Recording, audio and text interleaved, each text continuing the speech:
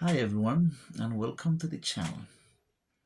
Today is November the 4th, 2024.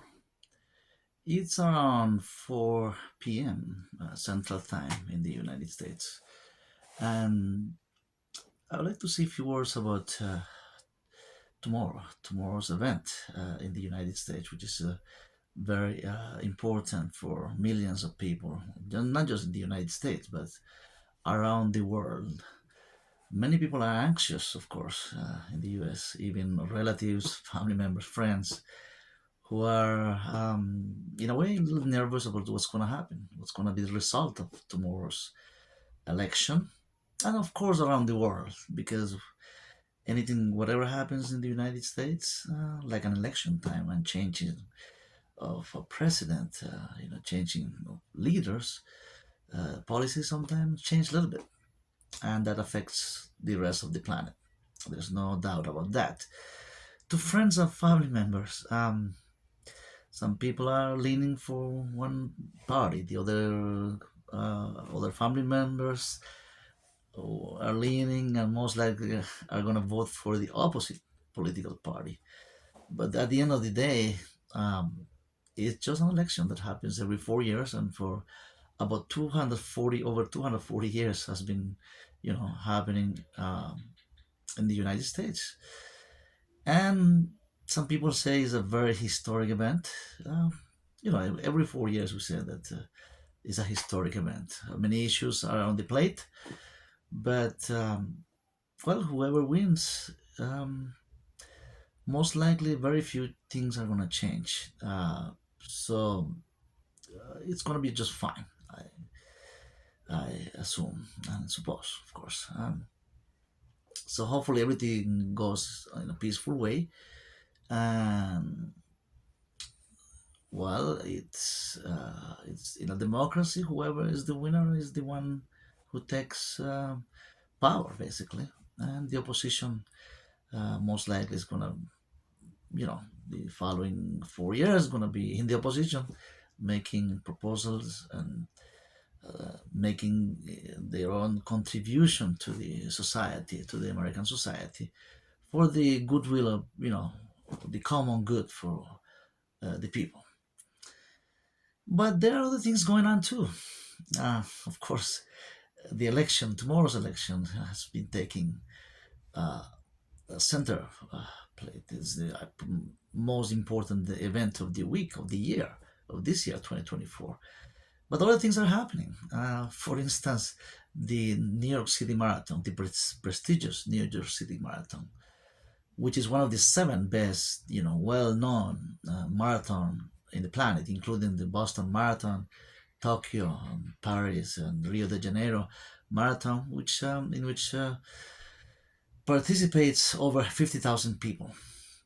The New York City Marathon took place just yesterday, Sunday, and of course the result was with that we all expect every year. Every year, this the Kenyans, the North Africans, like the Kenyans, the Somalians, the Somaliland, from the athletes from Somalia, Uganda, they usually are the winners. Usually are the takes they take the first, second, and third places. And this year, 2024, New York City Marathon wasn't the exception. Uh, in the women competition, of the New York City Marathon, the Kenyans swept the Kenyans, the women's side. The Kenyans swept actually the first place and second place and third place. And in the male side, uh, an elite runner from the Netherlands was the winner. And the second, third place, and the rest, the 10 top winner, were, of course, the Kenyans were in the top 10 of the winners, second and third place. But guess what? The fellow, the athlete who won the first place from the Netherlands is originally from Somalia, another Northeast African country. Um, but of course became a Dutch citizen and competing for, representing the Netherlands, which is, some countries they nationalize athletes from around the world, to be part of their team. And this is what's going on with this athlete who won the first place in the New York City Marathon in the male side. And in Latin America and Central America, there are runners. There are top runners, but perhaps not like the African runners, not on that level, I would say. But I think one of the Bolivian guy is in the top 25 elite runners of the planet. Um, I think the guy's last name is Garay or something like that, but that I can recall at this moment. But Latin America is very popular.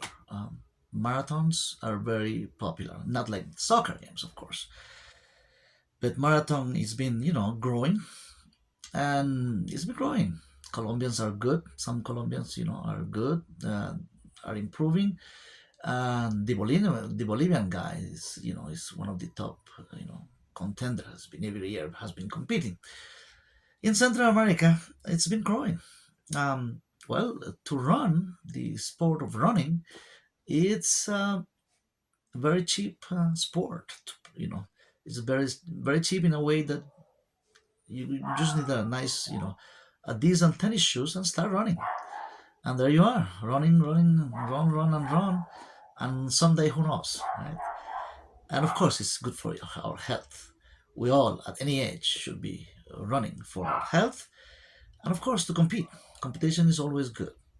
It's always good for mind and body, like they say. So, once again, I would like to welcome you to this new channel, which is going to be yours. Make your comments, like and subscribe. I'll be bringing on a weekly basis issues that different issues, not just uh, social or political issues, but sport. How life is in Central America. I'll be bringing you some topics, and if you write me and make comments on the chat, my chat, so we'll exchange some ideas, ideas and about any issue that you may have your concern, and hopefully I'll see you. I'll have you on my channel in a few more days. I'll be doing a live stream from Central America. So thanks again for your viewership, and make the comments and like and subscribe. So see you soon. See you next sometime, and be nice and kind to one another. Bye. See you later.